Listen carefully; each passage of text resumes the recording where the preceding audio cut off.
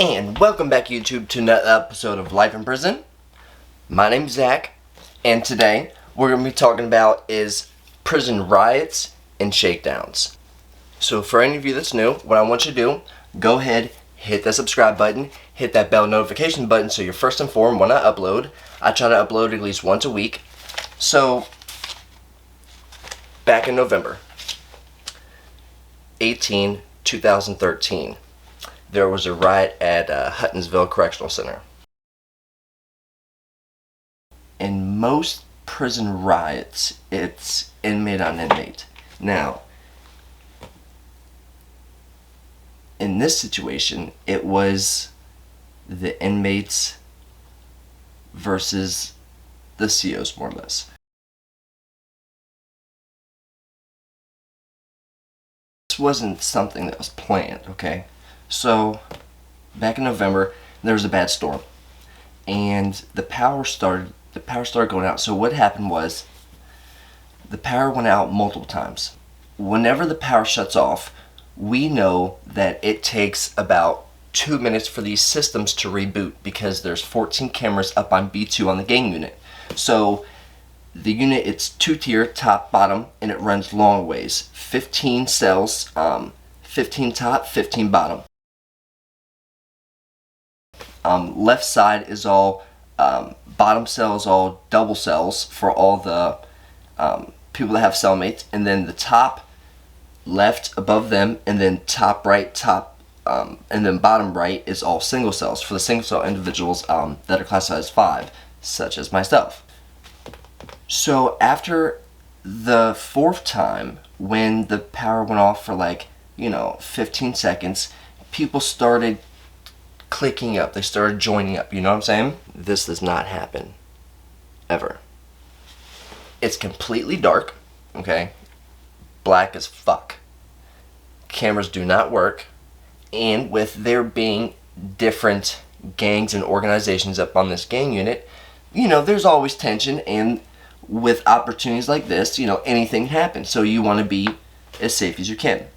So after the 4th time, the power went off for 45 seconds. Alright, that's when people started hooting and hollering. People started getting riled up. People started running to their cells. At this point, most people started running to their cells, grabbing t-shirts and wrapping them over their faces. So, within that time frame, with the power going out, I'm assuming that people decided to try to see how far that they could get. So when the power came back on, you saw groups of people bunched up with t-shirts around their face and around their head. The only thing you could see was their eyes. What that sound was is people taking batteries and winging them. People winging batteries, and then they were just flying through the air, okay? Smacking the wall, smacking the windows, smacking the doors, making this loud spack-up sound when it hits, right? So you could see the COs scrambling in the bubble because B2 is in Huttonsville. Huttonsville's shaped kind of like an H. You got south side, you got north side, and then in between is a crossover that separates the two.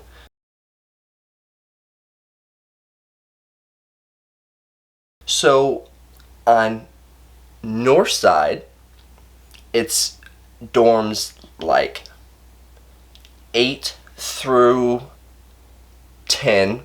8 through, let's see, you got RSAT, 8, 9, 10, 11, 12, RSAT, and then a couple other stations over there. And then south side, where B2 is at, the gang unit, you got dorm 1, 2, 3, 4, 5, 6, and 7, and then you got B1, which is baby raper, rat dorm, and then you got B2, which they're off to the side because they're a new part of the prison, and B2, the gang unit, is stacked on top of this baby raper pod. So to get up to the gang unit, you have to go up 8 flights of steps to get off the pod for every chow, anything, to do anything. all the way down these steps. Out of nowhere, we know who did it eventually, but out of nowhere, this microwave comes up out the dark, because in the CO bubble, when you get up to the door, to get up the steps, the last landing you come up, it's the CO bubbles right there. Like, you walk past it, make a left, and you go through one set of sliding doors, go in. There's another set of sliding doors. So to get into B2, you have to go through 2 sliding doors. So they have a light up top that's on, so you can see them run around. So, but the rest of the pod is black. So they are looking in the blackness, and we are looking at them like a fish in a bowl. The look on the CO's faces once that window shattered was of pure terror. Now, mind you, we still couldn't get into that CO bubble, though. You know what I'm saying? Because of those bars. No human would be able to fit through these bars. It just so happened that a corner of this microwave smacked this thing, and it just so happened to break. But the COs, they still wigged out, and they took off. So now there's nobody in this control room. But now you can get your hand in there and start pushing buttons. But the only thing that you could really do is pop these cell doors open at the time, but they weren't working. So if your door was shut, it was shut. You weren't getting out, and you weren't getting in. So whoever was out in the pod was out in the pod, unless you had your cell door open. So there was a dude named Slim. He was a vice lord. He ended up getting stabbed with a pencil. I don't know why. Someone ended up getting stabbing him. A few people got sucker punched. Multiple people got stuff stolen from them.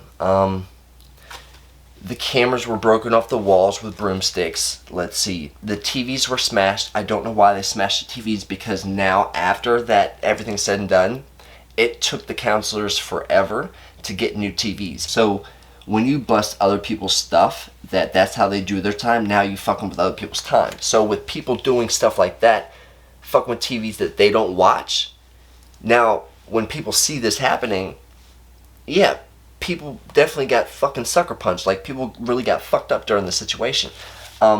Cameras got broken. Let's see. There was a lot of burglary going on. People getting beat up. People getting, a lot of people being masked up. It's you gotta be prepared at all times. There was 37 of us. So in this pod, there's 60 individuals altogether. 60 inmates. Out of those 60, there was 37 of us that went to the hole. There's 2 ways to get into the pod, alright? There has to be a fire escape. So there's the one entrance coming past the CO's bubble, and then at the very back of the pod, straight all the way down, is a fire escape that goes all the way down, that has cameras at the top and then at the bottom. It goes all the way down, hits the B1, because it conjoins with their fire escape, and then down to ground level, and then outside to the big yard. People had tied the back door shut so that they couldn't get in through the back door, okay? So what the plan was, and mind you, this was not planned at all. This was spontaneous. People more or less came together at the end and came to the conclusion that we're going to take this pod over and then work the way down and then see how far that they could go. Whenever they finally came in, is that the power eventually came back on. There was lights flickering on and off still. So when the Cert team came up, there was, I don't know, I want to say about 75 of these dudes, right?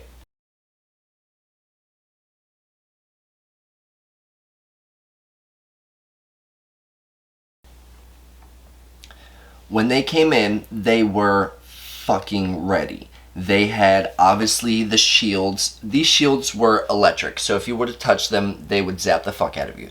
Not only that, they had a 37mm fucking bazooka cannon goddamn thingy thing that shot crazy stuff.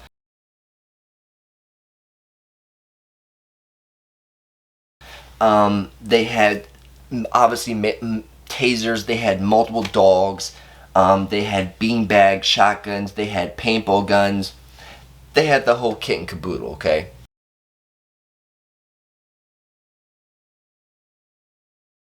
If they come through that tiny little door, right, and it's 36, 37 individuals standing right there, they're not going to be able to get through that, right? No. Everyone went to the back of the pod, right, and formed this massive line and was like, okay, let's get it. That was dumb, right? So now that gives them, they're coming in, okay? They're rushing in. The first thing that they do is they shoot this 37 millimeter cannon thing, and it shoots balls. It shoots one big ball out, and then there's multiple little BBs, rubber BBs inside of that. But when this thing goes off, it sounds like a fucking cannon, especially in a confined space such as B2. So when these things are going off, boom, boom, boom, it sounds like a fucking civil war going off on B2. When Sergeant Wingfield first came in the door, okay, he started firing off like fucking Rambo. Well, there's the people upstairs that was still on the top tier, just chilling, hanging out the way, not doing nothing, right? They're up on the top tier, and then everyone else was in the back. So when these things started going off, there was a lot of people in the front that got way more fucked up than the people in the back that were really trying to do something. So this thing starts spraying people down. They rush in. They start firing off these rubber bullets. They were firing into the crowd, okay? Like they were, there was no doing this. It was like the COs were, you could see it in the face that they were scared, but then they also had a fuck ton of firepower, so they also had a nice set of balls. So they started just laying people down. So we all end up getting on the ground, okay? In the report, it states that each individual, so everyone's got their own report, okay? In my report, it states that, you know, this was done to the control room window, this was done to the pod, this was done to the back door. But in Sergeant Wingfield's statement, he states that he didn't see us individually do all these things. The only thing that they know is that whenever they end up taking everybody into custody, that we were one of the individuals that was in the pod.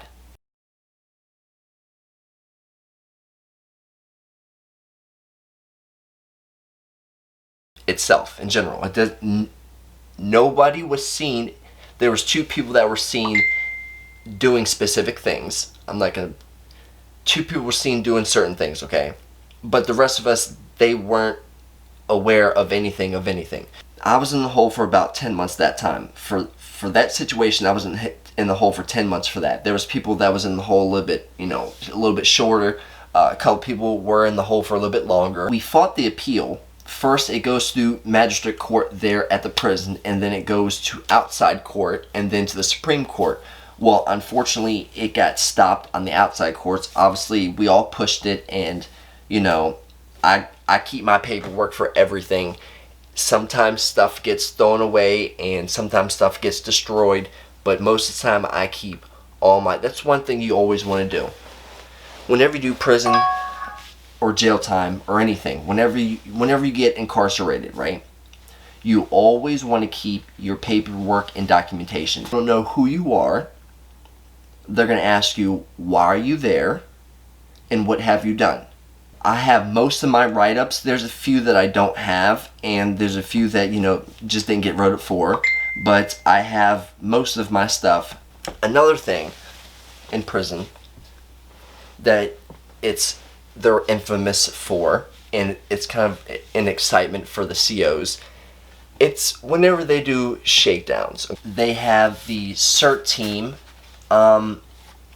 They come in and, you know, they more or less, it's a specialized unit that's trained to fuck shit up. You know, they bring dogs, they bring massive outside staff, you know, geared up, and they just run through your shit and go through your stuff.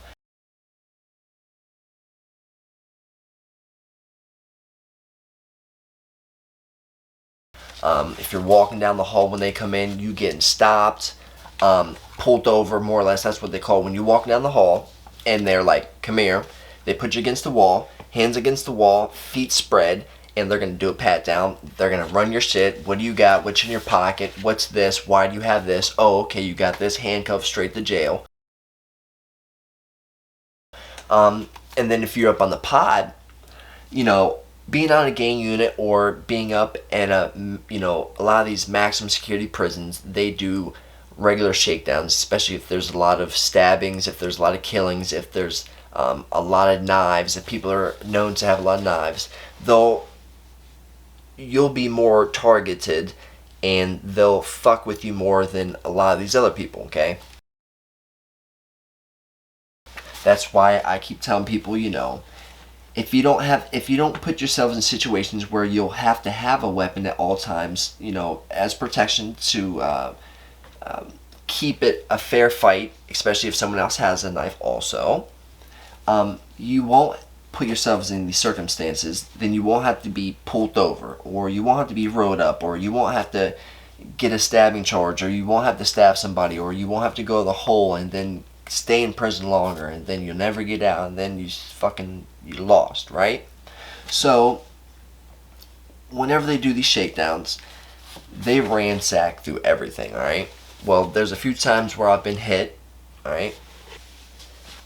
At the time, I had think of an ice pick, okay? It was long and skinny, it was about this long. So it was sitting on the table in my cell, and when they run in, right, if you're close enough to your cell, you can run inside real quick and then do whatever. But if you're far away from your cell, if you get to running to your cell, they're gonna light you up with these guns, right? So they run in, everyone's on the ground right then and there. These dogs are gonna run and bite anybody that's running anywhere anyways if they don't shoot the fuck out of you. So everyone's on the ground. You face first, hands behind your back, legs crossed, tied, and heels against your butt. You're hog tying yourself on the ground. Whenever you're known for having drugs or knives or a lot of things that you're not supposed to have, or if you're affiliated, they're going to look a little bit deeper in your cell. They're going to really tear through your shit. So a couple of these COs end up going through my stuff, and some of them were seasoned COs, knowing more of the hiding spots and places that people put things.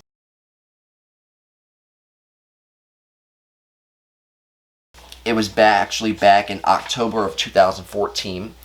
So they ran in. I wasn't near my cell. So in this one, it was two little ice pick things. So it was two of them, all right, put together, sharpened, melted together with a handle, okay?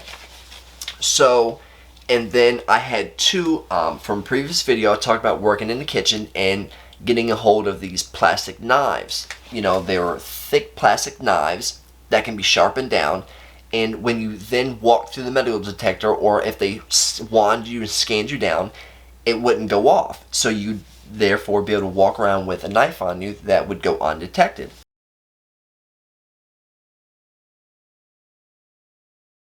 On the back, on the very back, on the inside, I had taken these plastic knives and I had stuck them on the inside. So if you flip the locker box over, even if you slid the thing all the way open, you couldn't see it. But they had slid it open, popped the whole top off, and then now the whole back was exposed where the knives were in. So that was my little cubby hole for the plastic knives, because I was, busting them down, getting ready to, do what I do with them.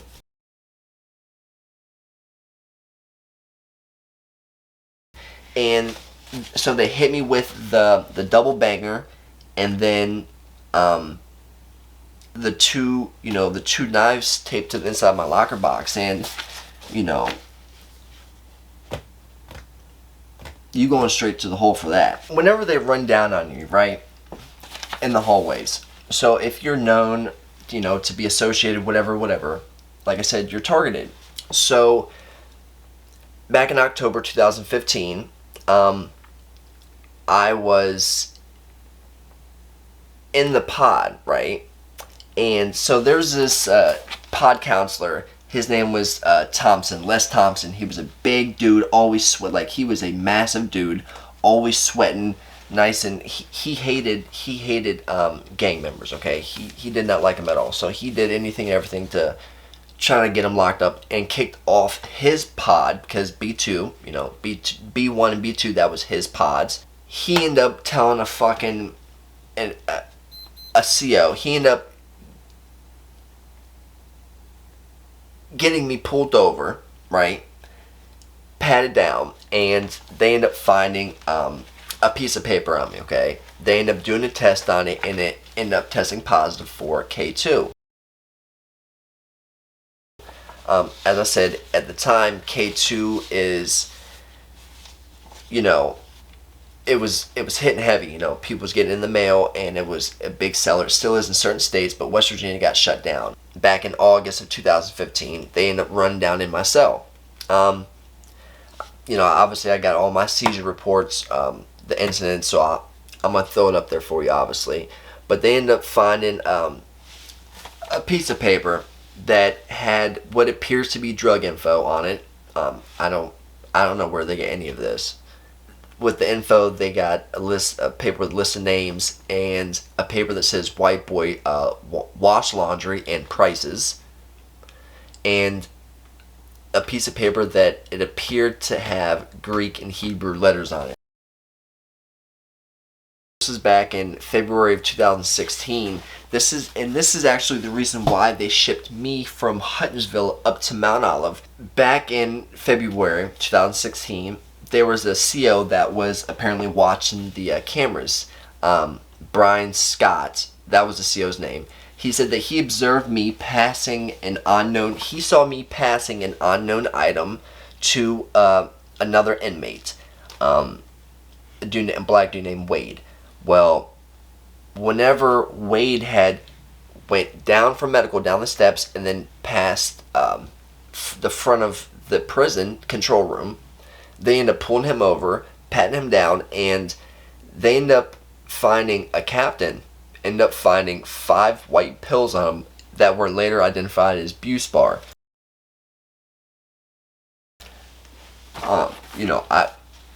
I don't know what was on that man. Like I said, in court, I don't know what you're talking about. You patted me down, you didn't find anything on me, so I don't know what that was about. Whenever you do these things and they send you to the hole, they give you an incident report, okay? So whenever you do anything, they write you up and they explain why they're writing you up, and then they either take you to the hole right there at that incident, or they'll take something of yours, write you up, give you the write-up, and then you'll have a court date. So a lot of times, if you get hit with a weapon or get hit with drugs and stuff like that, they're taking you straight to the hole right then and there. No ifs, ands, or buts. But if they find other things that aren't as bad, then you won't go to the hole right then and there. They'll go back, sneakily write you up behind your back, and then issue a citation, bring it to you, hand it to you, and they'll have what day you have to go to court, and then you obviously plead your case and fight your case there. This one guy had wrote me up, right? I didn't know, I was off the pod whenever this had happened. I didn't know he had taken my stuff. So I get back, back to the pod, go back to my cell, do my stuff. I didn't know what was going on. So I go back to the cell, and I see a bunch of stuff my shit was fucked up, right? So I'm like, what in the world? So one of my homeboys came over and was like, hey, yeah, they ransacked your cell and they took some stuff. So a couple minutes later, the CO had ended up coming back with the incident report. Dude name was Wiseman. So he gave me the incident report, and he was like, this is what I took and why. So I ended up bugging out on him. I told him to shove the report up his ass. I told him, fuck you. Now, he didn't do anything about it, but there was a CO that had came as backup. He didn't like the way I was talking to him, right? So since he was a higher ranking officer, he told Wiseman to put me on the wall and take me to the hole. This is back in December. I was I was in the hole, alright?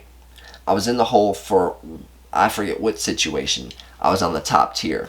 So, this officer, McManus, he's a real asshole, okay? You don't want to make your time harder. So if you're going off on the COs all the time, they're going to keep giving you a bunch of crap, right?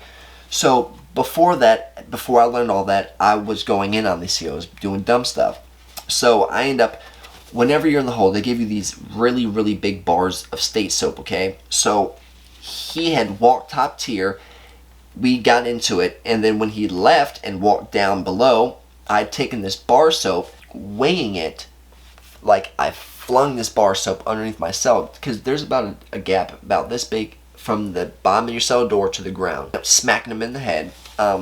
Yeah, they wrote me up for assault for that one. Like,